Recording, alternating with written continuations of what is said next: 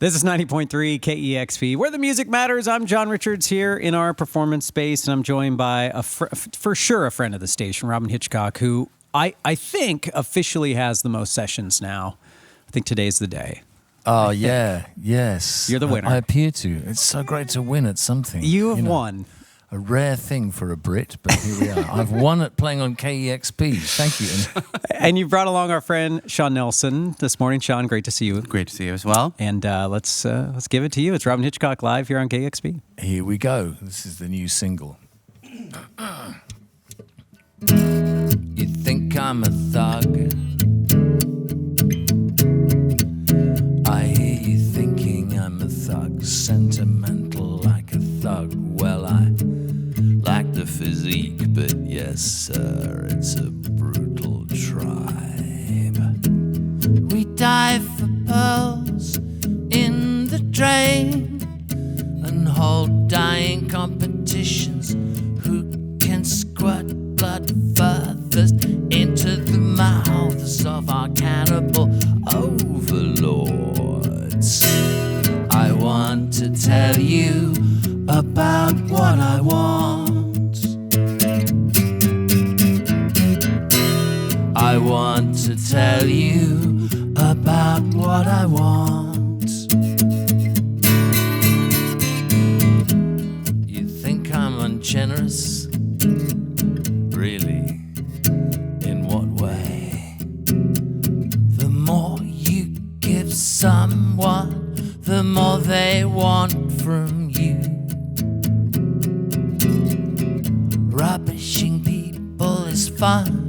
It's second to none in the joy that it brings to the self-righteous mind.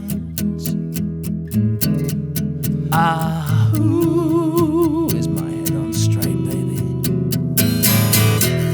I want to tell you about what I want. I want to tell you about what I want. There's a great riff here in stereo on the record, which I can't play because it's just one of me, but here's the next verse. I want world peace, gentle socialismo, no machismo. And the only God shall be the God of LOVE. I want a non-invasive kind of telepathy that lets you feel what it's like to be somebody else. Feel what it's like to be somebody else. I want to tell you about what I want. I want to tell you about what I want. We're replacing ourselves with artificial thought.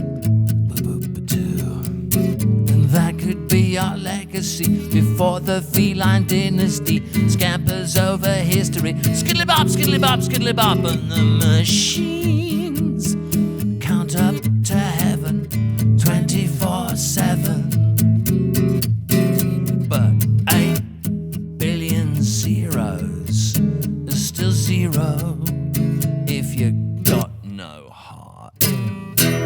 I want to tell you about what I want. I want to tell you about what I want. I want to tell you about what I want. I want to tell you about what I want.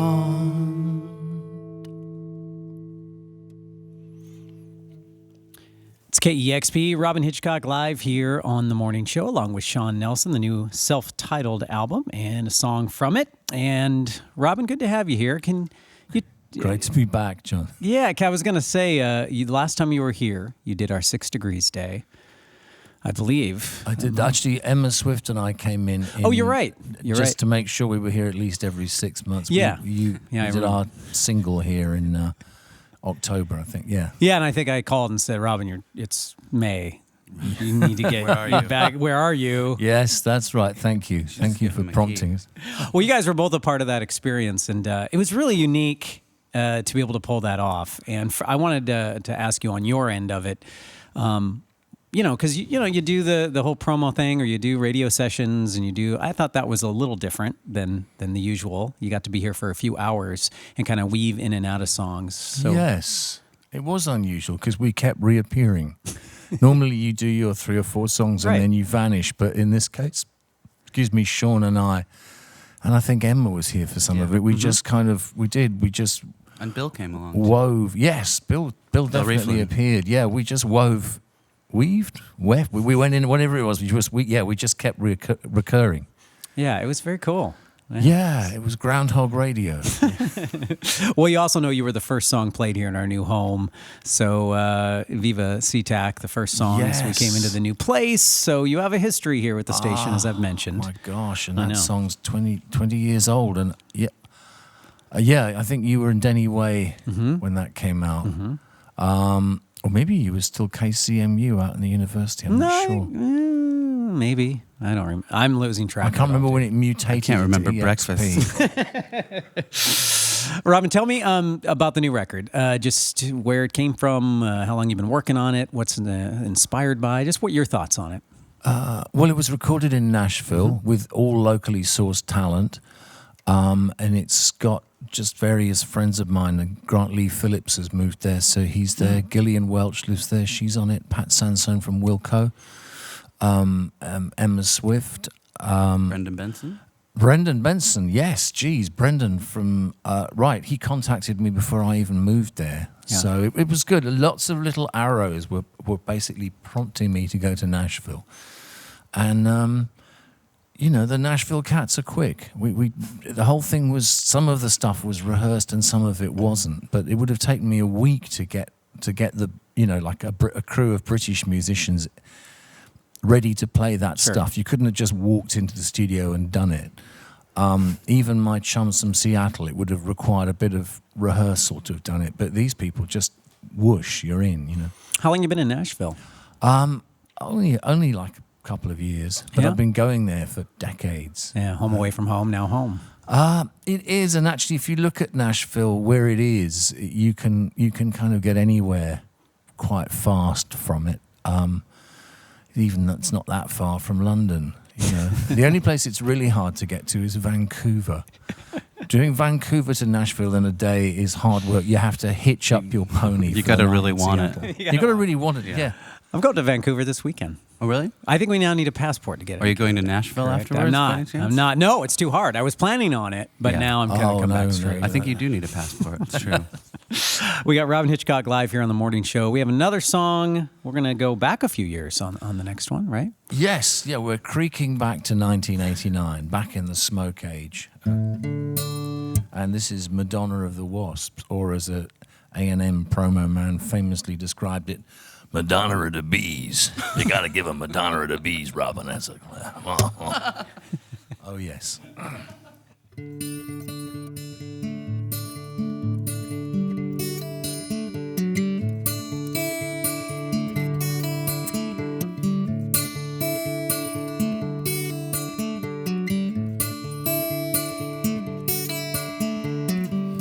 Lost Madonna of the Wasps.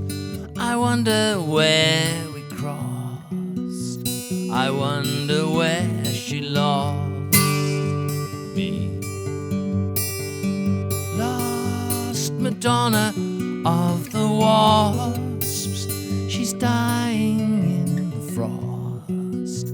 I wonder what she costs me. Is this love?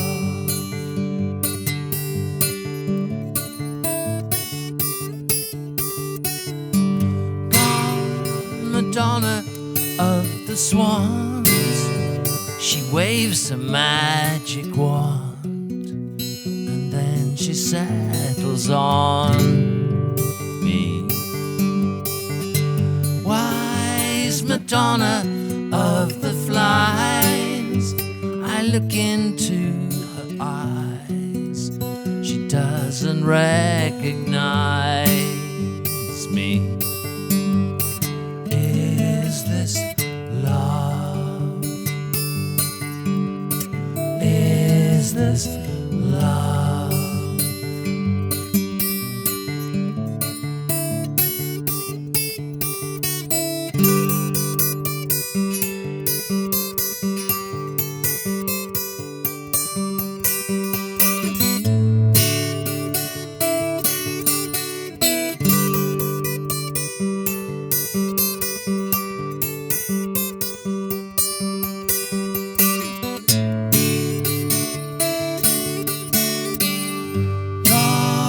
Madonna of the Wasps, I wonder where we crossed. I wonder where she lost me.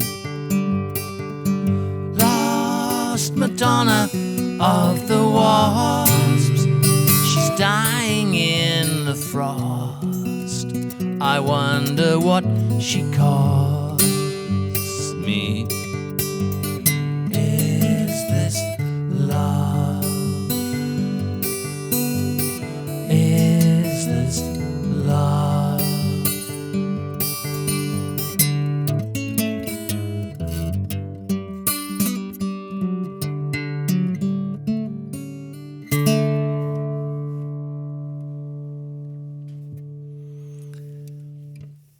Robyn Hitchcock live here on the morning show. Madonna of the Wasps. You mentioned the A&R. Oh yes, A&M. yeah. A&M promo guy. A&M promo guy.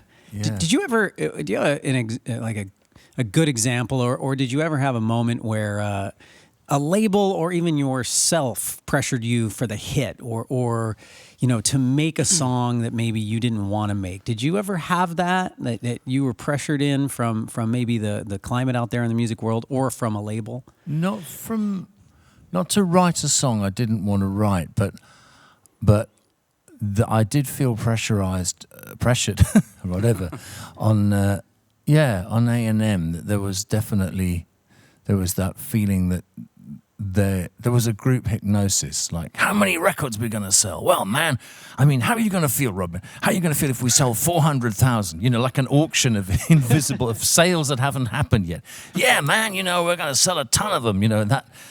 You become part of a collective hypnosis because they had to hype themselves up, like, hey, man, we're going to get it. What are we going to get? We're going to get it. Yeah, yay, team, And you get drawn into this. You get drawn into thinking you need things you don't, Mm-hmm. Hey, man, we're still, all right, so we're doing a 300-seater club this time. We're going to get to 600. We're going to get to 1,000, But actually, it was fine just chugging around where it was. You find yourself on a conveyor belt you don't need to be on. And I spent the last sort of, in a way, 25 years just as a folk singer, recovering from that, wandering around by myself, or with friends like Sean. Interesting what you find yourself doing that you didn't plan to do. Yeah. But I always liked that song, and I'm very glad that they made an effort to get it out there into the bloodstream of America. I thought that was a good one. It's a great song. So thanks for playing it this morning. All right, you got another one from the new record? This is track 2 from the new record. This is called Virginia Woolf.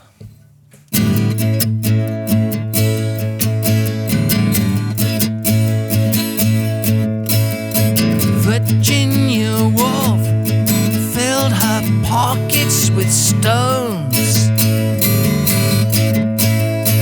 Virginia Woolf walked to the river alone.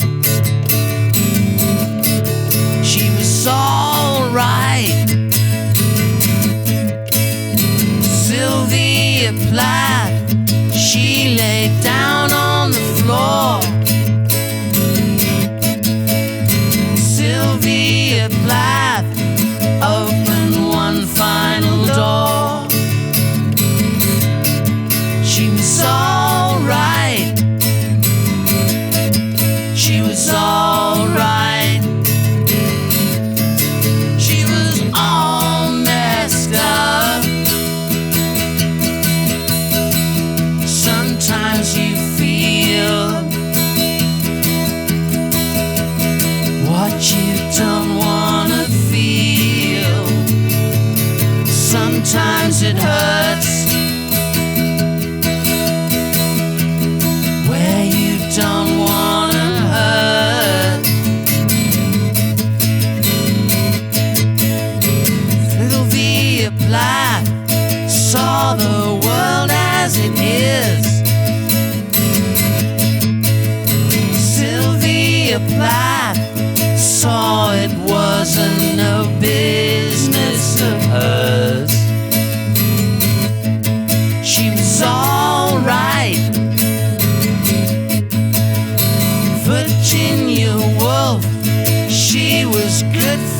a quote. Virginia Woolf knew that stones do not float. She was all right. She was all right. She was all messed up. Sometimes you feel all messed up. Sometimes you feel all messed up. Sometimes you feel she's all right.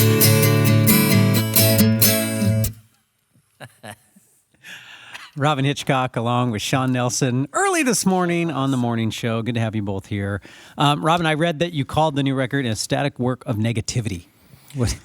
Well, all my stuff is a work of negativity because I make no attempt to try and put a good spin on things. And also I'm English. You know, it's what we're paid for.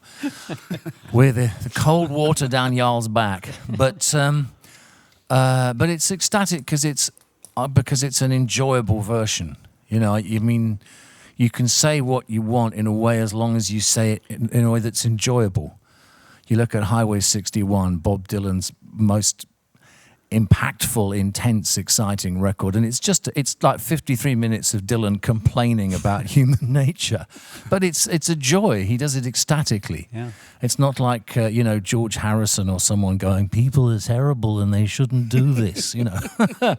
And so I think you've just got to, in a way, the darker your subject matter is, and you can't get much darker than Our Little Species, especially at the moment. The more joy has to go into the sound, the music, the whole package. Sure. You can't afford to bring people down. That song actually owes a bit to Johnny Marr. I saw him play in Portsmouth in the south of England a few years ago. We see each other from time to time. And he said, "Oh, yeah, you should write some fast songs, Robyn. You should." I can't do the Manchester voice, but he said, "Yeah, sing an album, write some fast songs, you know." So, but don't turn into a Beatle. Right, wrong north. I saw George Harrison. I had mine called "Whatever you do, yesterday." yeah, you know. Don't turn into Paul. Hello, that's just me, folks. I'm off, you know. But no. But Johnny said, try writing something fast. So I went back to my pad in the Isle of Wight, where I was based at the time, and I wrote Virginia Woolf. And Johnny was, I bore his words in mind. Make a snappy record. So I snapped. Hey, I thought this was a good opportunity, too, to talk about Jonathan Demme, who passed away just the other day, and I thought of your session here today. And you clearly worked with him, and could you just talk about him for a sec? Your experiences? Oh, he was very encouraging. He liked music. He's obviously famous for, amongst other things, for the way he incorporated music into film, especially the live documentary, stop making sense. Don't make heads, man. We've got legs already. Stop making heads. Yeah, but that one, and I think the way he used film music in Something Wild. Sean and I were talking about that last night, and then he filmed me in concert in New York in 1996 called Storefront Hitchcock, just me in a shop window. But he liked music, and he liked putting it in film in different ways. And the last thing I did with him was Rachel Getting Married, where he had all the musicians playing in real time. There was no overdubbed music. So when there's something really dramatic like a car crash, there's no music at all. It's just us wandering around in the garden playing while this sort of family drama is happening in the house. I like the way he just sort of decided to put music where it wasn't normally, and to not use music where it was regular. He did think and feel about that stuff. A question I've been asking artists, seems like something we should be asking right now, and that is why music matters to you. I cannot imagine having lived this long without it, or what I would have done if I hadn't heard it. And it sounds corny, but to me, music is redemption. You know, I don't have a fixed faith. I don't know what I believe in or if I believe in anything, but I feel music as a compass, as a lodestone, as a magnet, as something that we don't know what it is, you know. I mean, it's some frequencies that somehow produce an emotional response in the listener, and they produce different ones. Not everybody feels the same way when they hear a minor chord or when they hear the Beatles or they hear Tom Waits or whatever. People have different tastes, but it affects us in a really profound way. And I could not have existed without it. It's coloured my life. It's justified my existence. It's soundtracked my greatest feelings. And I've also made my own music, which has gone into some other people's lives, and so I've contributed to that, and I'm profoundly grateful that I've had the chance to do that. But I don't know what it is. That's a perfect answer, I think. Sean, do you have an answer to that too? I'm curious what you think. What does it matter? What does it matter to you? That's a hard answer to follow. Yeah. It has absolutely defined the shape of my life in ways that I never anticipated, and it started by just listening to it, and that sort of, you know, like in cartoons when a character is really, when Woody Woodpecker is especially starving, and there's a smell coming from the other room, and it takes the shape of a hand that kind of reaches across the frame and grabs him by his little Woody Woodpecker snout, and that's what music did to me, and it pulled me out of a life that would have been a completely different thing. I mean, my parents wanted me to be a lawyer. They probably still do. I don't know. It was hearing music had the seismic force to pull me out of an entirely different strain of consciousness and life and put me into this one where I had to think for myself, and I only had music really to use as a compass for it. And so I've followed it where it has led, and it's led me here, and I'm pretty happy about that. Well, speaking of music, we'd love to hear another song, one more song from Robyn Hitchcock here with Sean Nelson on The Morning Show. Okay, this is Mad Shelley's Letterbox. It's track 4 on side 1. Here we go. Time is written on your face, and the cold white arms of memory embrace you. Is all we lay to waste. Now it's only lips of loneliness that taste you. Oh God, you were beautiful. Oh God, you were beautiful. Oh God, Mad Shelley's letterbox is full of birthday cards. I never left the room. The light bulb that shone down on me was gloomy.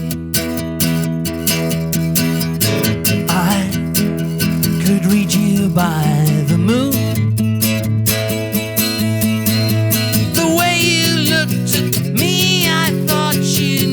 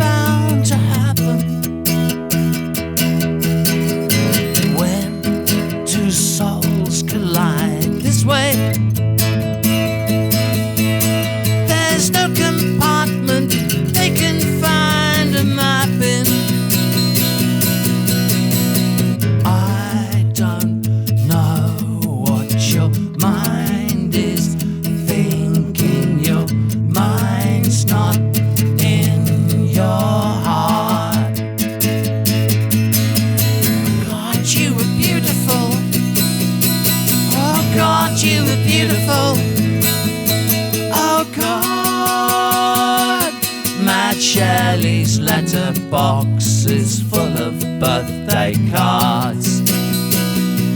Mad Shelley's letterbox is full of birthday cards. Mad Shelley's letterbox is full of birthday cards.